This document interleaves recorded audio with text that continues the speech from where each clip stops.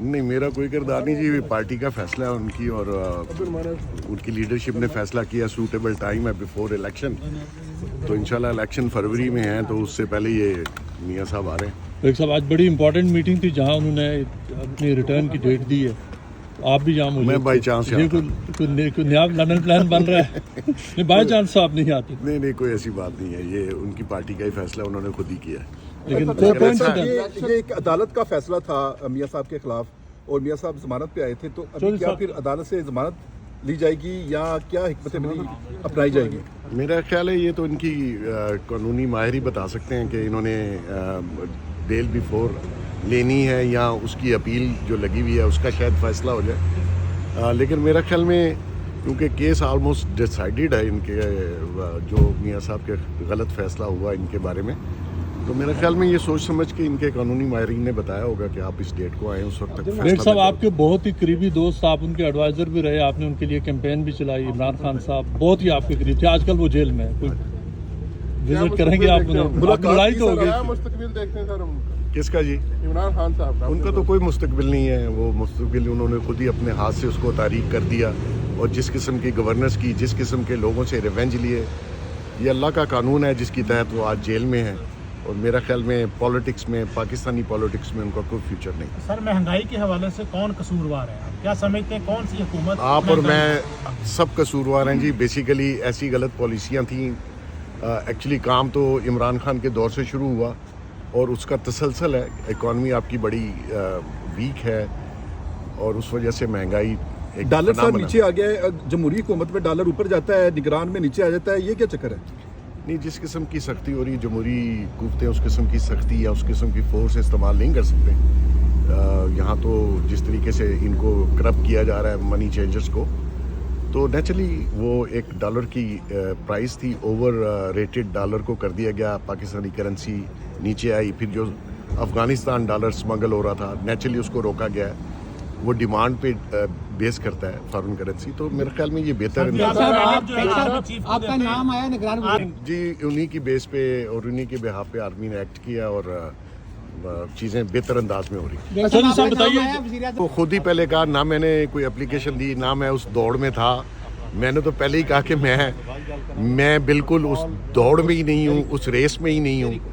اور میں کبھی بھی اس کا خواہش مند نہیں ہوں۔ جو سب بتائیے، جو نواز شریف صاحب کے جو پریپریشن ہو رہی ہیں ویلکم کے لیے، اس کے حوالے سے کیا میں یہ سمجھتا ہوں جی کہ آج 10 سے 15 فروری کو الیکشن ہوگا پوری ابھی تھوڑی دیر کے اندر پورے پاکستان سے میسیجز آنے شروع ہو گئے ہیں، اور لوگوں نے تیاریاں شروع کر دی ہیں، اور خوشی کی لہر جو آج میاں صاحب کے اناؤنسمنٹ پہ جو اناؤنس ہوئی ہے آج ڈیٹ، تو میں سمجھتا ہوں کہ پورا ایک واحد ہوپ نظر آتی ہے کہ اس وقت لوگوں کو کہ جو اس بہت مشکل وقت ہے، کہ یہ نہیں کہ کوئی یہاں پہ آگے ایک دنوں میں ٹھیک کر لے گا، لیکن میں یہ سمجھتا ہوں کہ قوم کا جس لیڈر پہ ٹرسٹ ہے، اور جو یہ سمجھتے ہیں کہ اس بحران سے ہمیشہ کی طرح میاں نواز شریف جو ان کو نکال سکتے ہیں ان بحرانوں سے، تو لوگوں کے اندر ایک میں سمجھتا ہوں کہ بہت پازیٹیو میسیج گیا ہے۔ اور اس کے ساتھ ساتھ پھر کیونکہ راولپنڈی کے حوالے سے بھی گفتگو ہوئی میاں صاحب سے، تو بہت ساری چیزیں راولپنڈی کی آئندہ الیکشن کے حوالے سے بھی وہ بھی ڈسکشن ہوئی، تو انشاءاللہ جا کے میں وہاں پہ جتنے بھی وہاں پہ ہمارے لوکل لوگ ہیں، کیونکہ راولپنڈی شہر میں میری ذمہ داری لگی ہے کہ وہاں سے سب کو موٹیویٹ کرنا ہے، تو انشاءاللہ آپ دیکھیں گے کہ پاکستان کی تاریخ کا سب سے بڑا استقبال ہوگا میاں نواز شریف، اور ہم امید کرتے ہیں کہ کوئی ایسا ہتھ کنڈا نہ آزمایا جائے کہ جس سے الیکشن ڈیلے۔ آپ نے ان کو دعوت دی تھی میاں صاحب کو کہ وہ راولپنڈی یا اسلام آباد؟ میری تو ہمیشہ خواہش تھی جی کہ راولپنڈی کا ہمیشہ بڑا کلیدی کردار رہا ہے، تو میری تو خواہش تھی کہ میاں صاحب راولپنڈی اسلام آباد میں لینڈ کریں، اور وہاں سے ہم بائی روڈ میاں صاحب کو لاہور تک لے کے جائیں، لیکن اب کو وہ اس پہ شہباز صاحب بھی تھے، انہوں نے ڈسکس کی، انشاءاللہ جو بھی حتمی فیصلہ ہوگا، کیونکہ لاہور کا پہلے ہوا تھا، تو اگر کوئی چینج ہوئی تو وہ میاں صاحب نے کہا آپ دانیال صاحب، آپ کو جو استقبالیہ کمیٹی ہے اس میں آپ کو ذمہ داریاں ملی ہیں، تو اس حوالے سے آپ بتائیں کہ آپ کی ہوپس کیا ہیں، کتنے لوگ آپ کے خیال میں نکلیں گے؟ دیکھیں جی، ہمارا تو انشاءاللہ لاکھوں کا مجمع ہوگا جو میاں نواز شریف کو ریسیو کرے گا،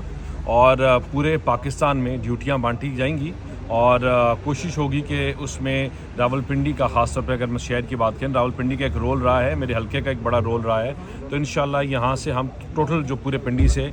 پورے پاکستان سے